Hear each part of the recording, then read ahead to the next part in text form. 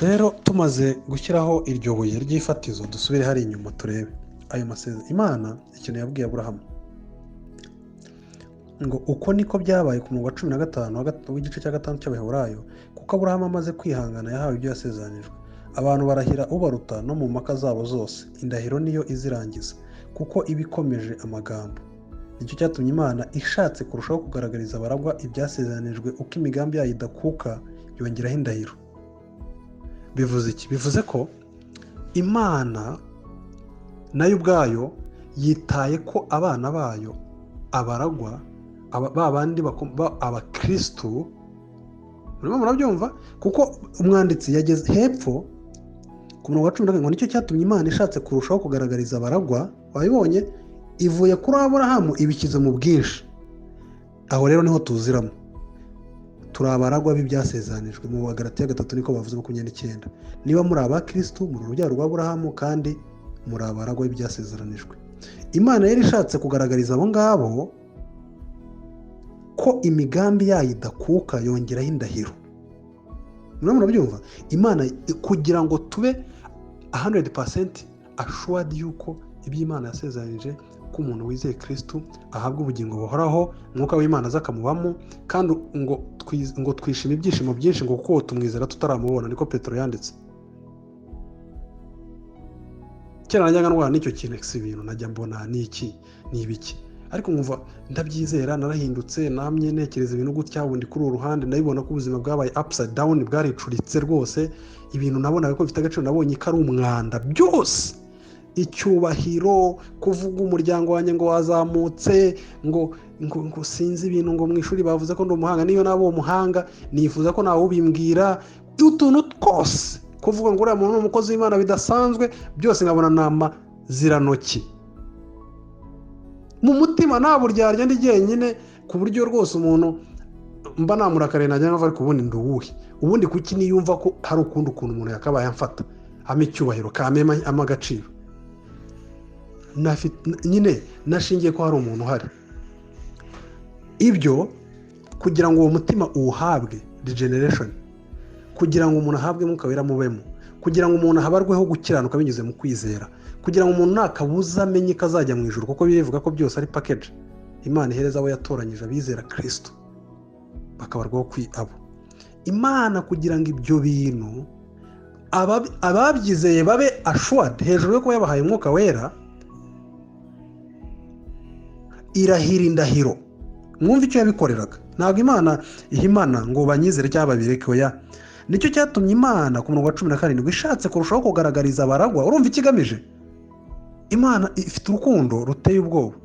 Niba iki kidahagije kuba motivation yo gukurikira Imana no kuyikorera no kuyizera no gupinga iby'isi, nta kindi wabona. Niba ukeneye ko bakubwira ngo bazakumenaho amavuta, bazakuzamura, ngo sinzi uzamara imyaka myinshi, sinzi ibintu baba bavuga.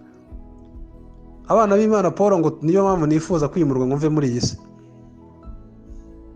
Wujuje impano zijejeta Paul ngo kugira ngo njye kwibana n'umwami wanjye, abandi ngo barashakuramo ngo gukenyuka ni ibiki?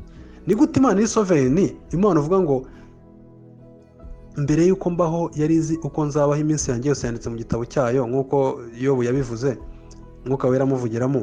Uwo kavanga umuntu arakenyuka, rega umuntu akajya harimo ubwoba, akaba harimo ubwoba ngo nazapfa vuba, ngo nazapfa ndi muto. Ese bitwaye iki? Kurama n'inda wawe kubwo kugumina hari byo byiza. Ariko reka mbereka abazi Imana yabo rero by'ukuri. Iyi Mana nyakuri ya carinze, mwumva ukuntu Imana yicisha bugufi, mwumva urukundo rw'Imana.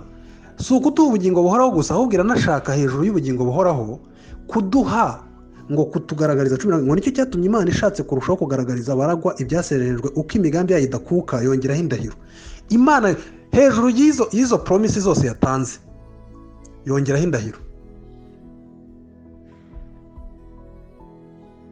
Imana irirahira. Reka mbabwire kwirahira icyo ari cyo. Iyo umuntu ashaka kurahira hejuru, ariko yavuze kuri 16, abantu barahira ubaruta no mu mpaka zabo zose, indahiro niyo izirangiza, kuko iba ikomeje amagambo. Nicyo cyatumye Imana ishatse kurushaho kugaragaza abaragwa ibyasezeranijwe, ko imigambi yayo idakuka yongeraho indahiro, kugira ngo ibintu bibiri bidakuka, iby'Imana itabasha kubeshyiramo, biduheshe ihumure rikomeye twebwe abacikiye gusingira ibyiringiro byashyizwe imbere yacu. ariko kuri 15 uko niko byabaye uko Aburahamu amaze kwihangana yahawe ibyasezanijwe. Abantu barahira ubaruta no mu mpaka zabo zose indahiro niyo izirangiza kuri 16. None wumva uko bimeze. Imana yararahiye yongeraho indahiro. Abantu barahira ubaruta, nta muntu warutaga Imana. Imana zari kurahira nde? Abantu b'isi iyo bajya kuvara barahira nubwo Imana itabyemera ngo mpfushe mama. Mujya mubumva cyangwa ndakabura abana banjye.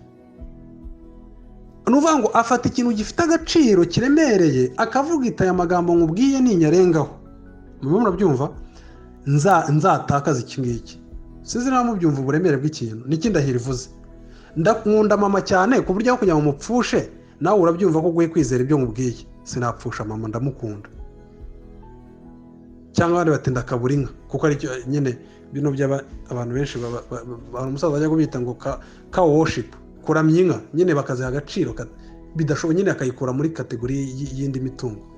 Cyangwa undi abo bongera ngo baramya vewiti bakaramya skin nyine po bakaramya nyine ibi bintu by'isi byose bisigaye umunsi byafasha abantu.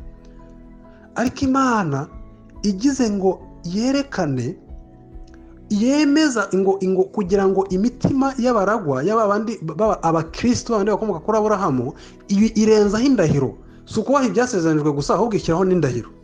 Kuko rero nta wundi uyiruta, ubundi abantu bo barahira ubaruta akarahira ati mama afite agaciro reka ariwe ndahira, akarahira ati imitungo yanjye mpfusha abana kuko ari wo nkunda kugira ngo mbahombe na hagarara ku ijambo navuze. Buri umuntu arahiye akakurahira akakubwira ati niba ugira ngo ndakubeshye ninkubeshye nzahombe igiceri cy'ijana. Hoye ibyo surumva nta gaciro bifite. Imana rero ntawe uyiruta yarirahiye. Imana kwirahira uzi icyo bivuze? Yongeyeho indahiro. Uzi icyo yabwiraga Aburahamu? Yambwira ngo igifite agaciro nta kindi hejuru ni njye Mana. Bigende bitaburaha njyewe ubugingo bw'iteka nsezeranya abantu bizera Kristo, urubyaro abakristo ari bo rubyaro rwa Aburahamu, ari bo baragwa ibyasezeranyijwe, nzareke kuba Imana. Nicyo bivuze. Niba utekereza nuvuga ngo niba utekereza ko ibi bintu mvuze by'ubugingo bw'iteka mereza bizeye Kristo nta gihindutse, reka nkwereke kandahire kugira ngo wumve ko njye nashobora no kubeshya mu bintu mvuga. Nzatakaze kuba Imana. Nuvuga ngo kugira ngo umwana w'Imana arimbuke, ubugingo bw'iteka Imana yasezeranyije abakristo ari bo rubyaro rwa Aburahamu, ari bo baragwa, aho kugira ngo atakaze ubugingo bw'iteka nazajye mu ijuru. Urabyumva? Byashyira ikizinga ku Mana kivuga ngo Imana yananiwe kumugezayo. Nikirimo kuvuga Imana yarabeshye ngo izi byose none Satani yaramupepuye. Imana yarabeshye ngo yamukunze akiri umunyabyaha kandi urukundo rwayo ruri unconditional, none yananiwe kumurinda ngo imugezeyo. Niki Imana yavugaga? Nzareke kuba Imana aho kugira ngo umuntu njyewe wazutse njyewe nizuriye nkamuha ubugingo nkamuha mwuka akamubamo. Urabyumva? Nzareke kuba Imana.